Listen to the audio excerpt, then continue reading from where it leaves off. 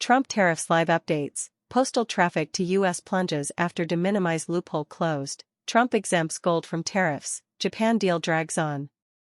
The United Nations Postal Agency reported on Saturday that after the Trump administration ended the de minimis tariff exemption for low-cost imports, postal traffic to the United States decreased by more than 80%.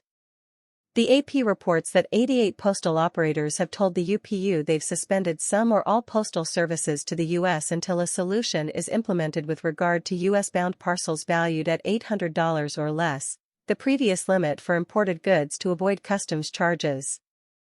Bloomberg reported that President Trump signed an executive order on Friday that spares uranium, tungsten, and gold from global tariffs. And on Thursday, Trump cemented and signed an executive order implementing the U.S.'s pact with Japan. Nevertheless, despite the fact that most of Trump's tariffs have been declared illegal by courts, many of them remain entangled in legal disputes. In an effort to overturn a ruling by an appeals court that deemed the majority of his tariffs illegal, Trump has also requested an immediate hearing before the Supreme Court amid legal questions surrounding the tariffs.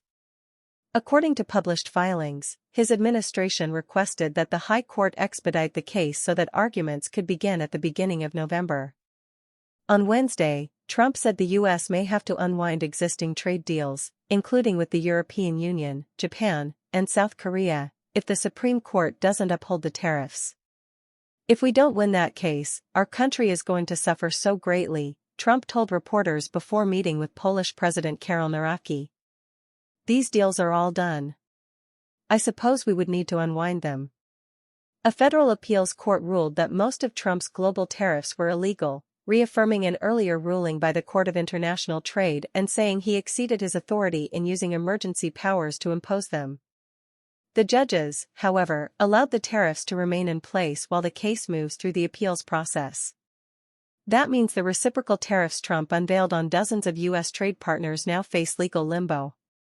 In the meantime, Trump stated that he would soon levy tariffs on imports of semiconductors but would spare companies like Apple, which have pledged to increase their investments in the United States.